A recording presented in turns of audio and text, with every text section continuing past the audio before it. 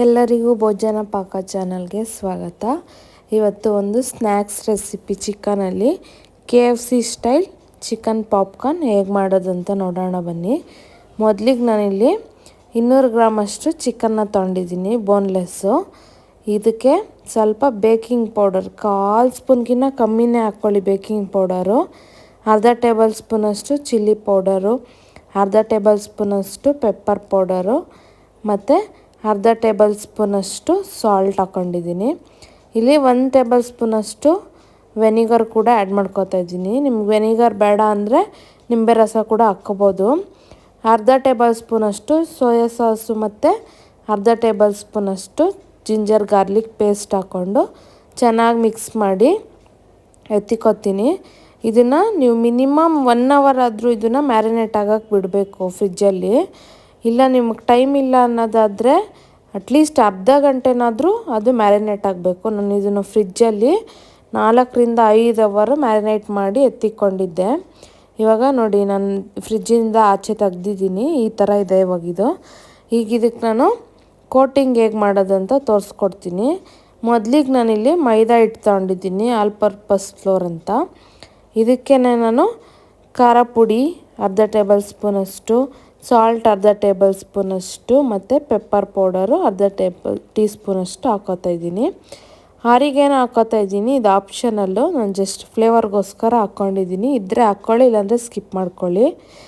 ತಿರ್ಗಾ ನಾನಿಲ್ಲಿ ಮುಂಚೆ ಅದಕ್ಕೂ ನಾನು ಬೇಕಿಂಗ್ ಪೌಡರ್ ಹಾಕ್ಕೊಂಡಿದ್ದೆ. ಈಗ ಇದಕ್ಕೂ ಸ್ವಲ್ಪ ಹಾಕ್ಕೋತಾ ಇದ್ದೀನಿ. 1/4 ಸ್ಪೂನ್ಗಿಂತ ಕಮ್ಮಿನೇ ಹಾಕ್ಕೊಳ್ಳಿ, ಸಾಕಾಗುತ್ತೆ. ಚೆನ್ನಾಗಿ ಮಿಕ್ಸ್ ಮಾಡ್ಕೊಳ್ಳಿ. ಫ್ಲೋರ್ನೆಲ್ಲ ಚೆನ್ನಾಗಿ ಮಿಕ್ಸ್ ಆದಮೇಲೆ ಈಗ ನಾನಿಲ್ಲೊಂದು ಬೌಲಲ್ಲಿ ಐಸ್ ವಾಟರ್ ತಗೊಂಡಿದ್ದೀನಿ. ಒಂದು ಬೌಲ್ಗೆ 1 ಗ್ಲಾಸಷ್ಟು ನೀರು ಹಾಕ್ಕೊಂಡು ಅದಕ್ಕೆ ನಾನಿಲ್ಲಿ ಐಸ್ ಕ್ಯೂಬ್ ಆ್ಯಡ್ ಮಾಡ್ಕೊಂಡಿದ್ದೀನಿ.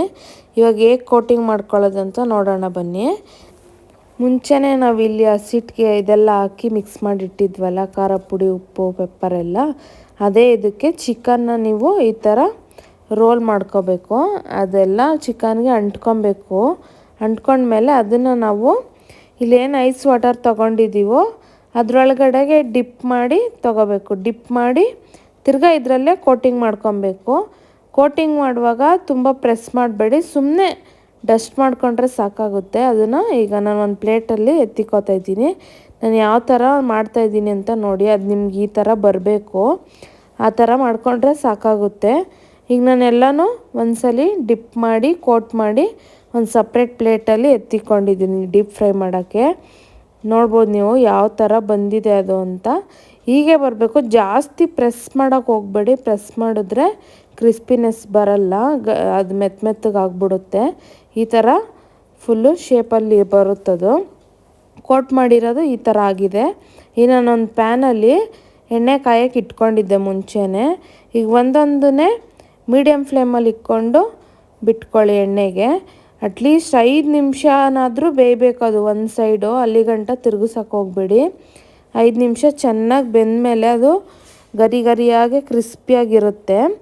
5 ನಿಮಿಷ ಆದಮೇಲೆ ಅದನ್ನು ಇನ್ನೊಂದು ಸೈಡು ರೋಸ್ಟ್ ಮಾಡ್ಕೋಬೇಕಾಗುತ್ತೆ. ಮೀಡಿಯಮ್ ಫ್ಲೇಮಲ್ಲೇ ಇಟ್ಕೊಂಡು ರೋಸ್ಟ್ ಮಾಡ್ಕೊಳ್ಳಿ. ಇವಾಗ ನೋಡಿ 5 ನಿಮಿಷ ಆದಮೇಲೆ ನಾನು ಟರ್ನ್ ಮಾಡ್ತಾಯಿದ್ದೀನಿ. ಅದು ಲೈಟಾಗಿ ಗೋಲ್ಡನ್ ಬ್ರೌನ್ ಆದರೆ ಸಾಕಾಗುತ್ತೆ. ಜಾಸ್ತಿ ಏನು ರೋಸ್ಟ್ ಆಗೋದು ಬೇಡ. ಕ್ರಿಸ್ಪಿಯಾಗೆ ಬಂದಿರುತ್ತದು. 5 ನಿಮಿಷ ಚೆನ್ನಾಗಿ ರೋಸ್ಟ್ ಆದರೆ ಸಾಕಾಗುತ್ತೆ. ಇವಾಗ ನಾನು ಇದನ್ನೆಲ್ಲ ಒಂದು ಪ್ಲೇಟಿಗೆ ಎತ್ಕೋತಾ ಇದ್ದೀನಿ. ಚೆನ್ನಾಗಿ ಕ್ರಿಸ್ಪಿಯಾಗಿ ಬರುತ್ತೆ. ನಿಮ್ಗೆ ಗೊತ್ತಾಗುತ್ತೆ ಅದು ಕ್ರಿಸ್ಪಿಯಾಗಿದೆಯಾ ಇಲ್ವಾ ಅಂತ. ಅಲ್ಲಿಗಂಟ ಚೆನ್ನಾಗಿ ಬೇಯಿಸ್ಕೊಳ್ಳಿ. ಈಗ ನಾನು ಅದನ್ನೊಂದು ಪ್ಲೇಟ್ಗೆ ಹಾಕ್ಕೊಂಡಿದ್ದೆ. ಆ ಪ್ಲೇಟ್ಗೆ ನಾನಿಲ್ಲಿ ಪೆರಿ ಪೆರಿ ಪೌಡರ್ನ ಆ್ಯಡ್ ಮಾಡ್ಕೋತಾ ಇದ್ದೀನಿ. ಪೆರಿ ಪೆರಿ ಪೌಡರ್ ಅಂತ ಸಿಕ್ಕುತ್ತೆ ನಿಮ್ಗೆ ಅಂಗಡೀಲಿ. ಆ ಪೌಡರ್ನ ಆ್ಯಡ್ ಮಾಡ್ಕೊಳ್ಳಿ. ಅದು ಹಾಕ್ಕೊಂಡ್ರೆ ತುಂಬ ಟೇಸ್ಟಿಯಾಗಿರುತ್ತೆ. ನಿಮಗೆ KFCಲೆಲ್ಲ ಯಾವ ಥರ ಸಿಕ್ಕುತ್ತೆ ಚಿಕನ್ ಪಾಪ್ಕಾರ್ನು, ಅದೇ ಥರ ನಮಗೆ ಸಿಕ್ಕುತ್ತೆ. ಈಗ ಸ್ಪ್ರಿಂಕಲ್ ಮಾಡಿಕೊಂಡ್ರೆ ನಮಗಿಲ್ಲಿ ಬಿಸಿ ಬಿಸಿಯಾಗಿರೋ ಚಿಕನ್ ಪಾಪ್ಕಾರ್ನ್ ರೆಡಿಯಾಗಿದೆ.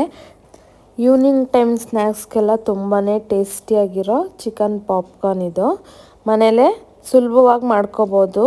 ನಾವು ಆಚೆ ಎಲ್ಲ ಹೋಗಿ ತಿನ್ನೋ ಬದಲು ಈ ಥರ ಮನೇಲೇ ಮಾಡಿಕೊಂಡು ಮಕ್ಳಿಗೂ ಮಾಡಿಕೊಟ್ರೆ ತುಂಬಾ ಇಷ್ಟ ಆಗುತ್ತೆ. ನೀವು ನೋಡ್ಬೋದು ಒಳಗಡೆ ಸಾಫ್ಟಾಗಿ ಬಂದಿದೆ ಚಿಕನ್ನು, ಮೇಲೆ ಗರಿ ಗರಿಯಾಗಿ ಕ್ರಿಸ್ಪಿಯಾಗಿತ್ತು. ಬಿಸಿ ಬಿಸಿಯಾಗಿರೋ ಚಿಕನ್ ಪಾಪ್ಕಾರ್ನ್ ರೆಡಿಯಾಗಿದೆ. ನೀವು ಮನೇಲಿ ಟ್ರೈ ಮಾಡಿ ಹೇಗಿತ್ತಂತ ಕಮೆಂಟ್ ಮಾಡಿ ತಿಳಿಸಿ. ಯಾರೆಲ್ಲ ಸಬ್ಸ್ಕ್ರೈಬ್ ಮಾಡದೆ ನೋಡ್ತಾ ಇದ್ದೀರೋ ಸಬ್ಸ್ಕ್ರೈಬ್ ಮಾಡ್ಕೊಂಡು ನೋಡಿ.